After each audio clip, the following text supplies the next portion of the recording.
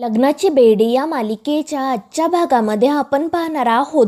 सावी दोरुड्या खेळत असते आणि तिला खेळताना बघून विनू खूपच खुश होतो. त्यानंतर तो सावीकडे हट्ट करतो की मला सुद्धा खेळायचं आहे.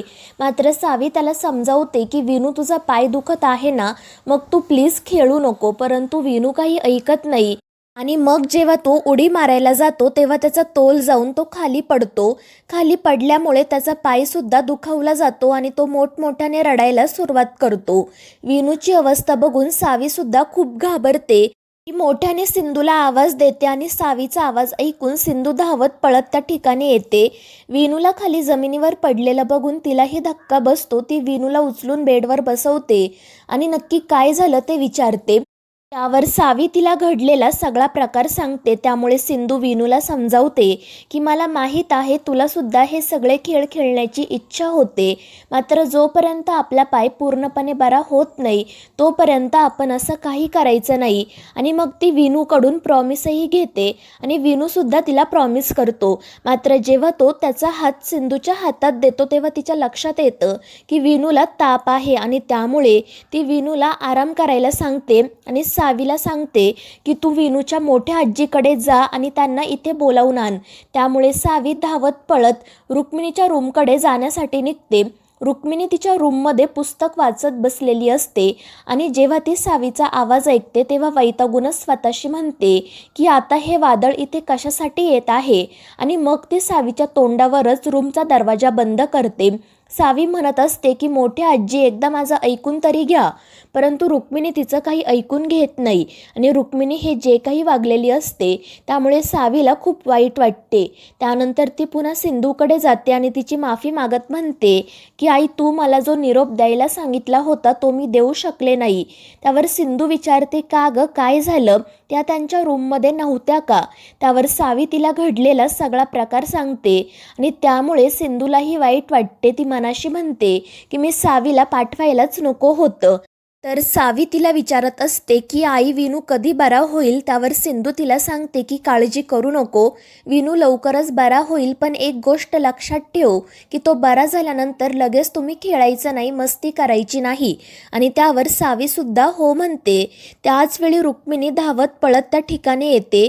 विनूची अवस्था बघून ती खूपच घाबरते आणि सिंधूला विचारते की विनूला नक्की काय झालं आहे आणि मगाशी हेच सांगण्यासाठी तुझी मुलगी माझ्याकडे आली होती का. मात्र त्यावर सिंधू काहीच उत्तर देत नाही. तोपर्यंत राघव आणि राणीसुद्धा त्या ठिकाणी येतात. विनूची अवस्था बघून ते दोघेही खूप घाबरतात. राणी पटकन विनूजवळ जाऊन त्याला चेक करते आणि जेव्हा तिला समजतं की त्याला ताप आला आहे तेव्हा ती सिंधूवरच ओरडत तिला विचारते की तू मला हे का नाही सांगितलं. आणि त्यावर सिंधू काही बोलणार इतक्यात रुक्मिणी म्हणते की या सगळ्यासाठी तीच जबाबदार आहे, तिच्याचमुळे आपल्या विनूची ही अवस्था झाली आहे. आणि ते ऐकून सगळ्यांनाच धक्का बसतो. तर रुक्मिणी सिंधूला म्हणत असते की यापुढे आम्हाला तुझ्याकडून कोणतीही ट्रीटमेंट घ्यायची नाही, तू आत्ताच तुझ्या मुलीला घेऊन या घरातून बाहेर निघ. आणि रुक्मिणीचं ते बोलणं ऐकून राघव तिला समजावण्याचा प्रयत्न करतो. मात्र रुक्मिणी काही ऐकूनच घेत नाही. ती खूप चिडलेली असते आणि सिंधूला वाटेल ते बोलत असते. तर राघव तिला पुन्हा एकदा समजावण्याचा प्रयत्न करतो. मात्र रुक्मिणी म्हणते की तू आणि तुझी बायको त्या डॉक्टरला पाठीशी घालू नका, मला ती या घरात नको आहे. आज तिच्याचमुळे आपल्या विनूची ही अवस्था झाली आहे. आणि रुक्मिणीचं हे सगळं बोलणं ऐकून सिंधू आणि सावीला वाईट वाटते. त्यानंतर सावीला सतत रुक्मिणी तिच्यासोबत जे काही वागलेली असते ते आठवत असते आणि त्या सगळ्या गोष्टींचा विचार करून ती खूप रडत असते. त्याचवेळी सिंधू त्या ठिकाणी येते. ती सावीला काय झालं ते विचारते. तर सावी रडतच तिला मिठी मारते आणि विचारते की आई ती मोठी आजी आपल्याला इतकं बोलते, मग तरीही तू तिला काहीच का बोलत नाही. दहीगावमध्ये जर तुला कोणी काही बोललं तर तू त्या माणसाला गप्प करायची, मग आता तू त्यांना काहीच का बोलत नाही. आणि त्यावर सिंधू तिला जवळ घेत समजावते की तू या सगळ्या गोष्टींकडे अजिबात लक्ष देऊ नको. आता तुझी शाळासुद्धा सुरू झाली आहे ना, मग तू फक्त अभ्यासाकडे लक्ष दे, या सगळ्या गोष्टींचा विचार करू नको. आणि त्यावर सावीसुद्धा हो म्हणते. तर सिंधू मनाशी म्हणत असते की सावी तुला कसं सांगू मी की एकेकाळी हे घर आणि ही सगळी माणसं माझी होती आणि त्यांचं माझ्यावर खरंच खूप प्रेम होतं, पण मी जे काही वागले होते त्यामुळे ते सर्वजण दुखावले गेले आहेत. त्यांच्याही मनात माझ्याविषयी राग निर्माण झाला आहे आणि त्या रागापोटीच ते असं वागत आहे. पण खरं तर हा त्यांचा राग नाही, तर माझ्यावरचं प्रेम आहे. तर दुसरीकडे राघव डॉक्टरांना कॉल करत असतो, मात्र डॉक्टर काही त्याचा कॉल रिसीव करत नाही. त्याचवेळी राजश्री तिथे येते. रुक्मिणी तिला विचारते की विनूचा ताप उतरला आहे का?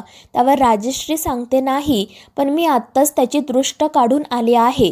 तर राघव पुन्हा एकदा त्यांच्या फॅमिली डॉक्टरला कॉल करतो, मात्र ते डॉक्टर काही कॉल रिसीव करत नाही. त्यामुळे सर्वजण काळजीत पडतात. मात्र रुक्मिणी पुन्हा एकदा या सगळ्यासाठी सिंधू आणि सावीला जबाबदार ठरवते.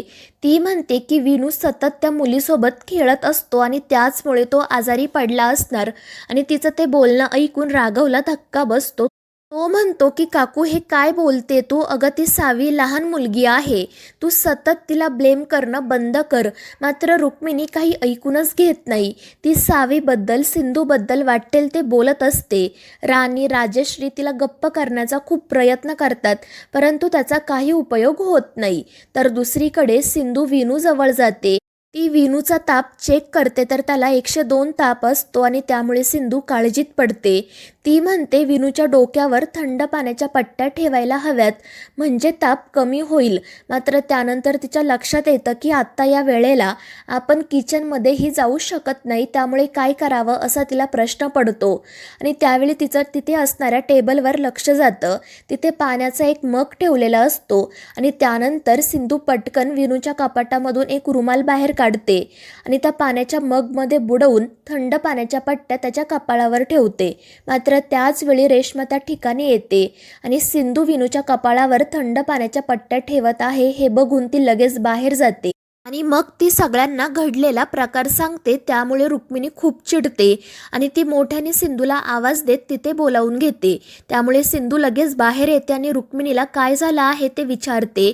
तर रुक्मिणी चिडून म्हणत असते की डॉक्टर सिंधू सावंत, तुम्हाला एकदा सांगितलेलं कळत नाहीये का?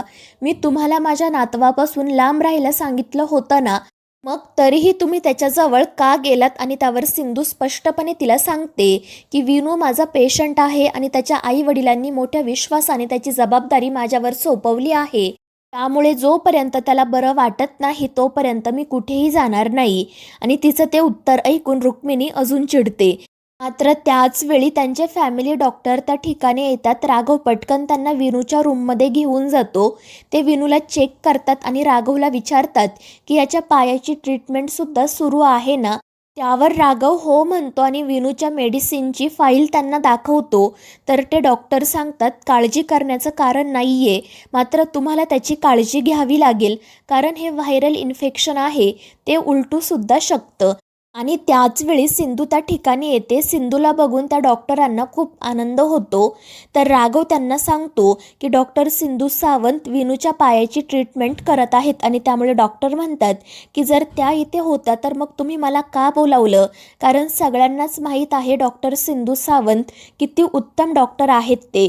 आणि ते ऐकून रत्न पारखींच्या घरातील सर्वजण खाली मान घालतात.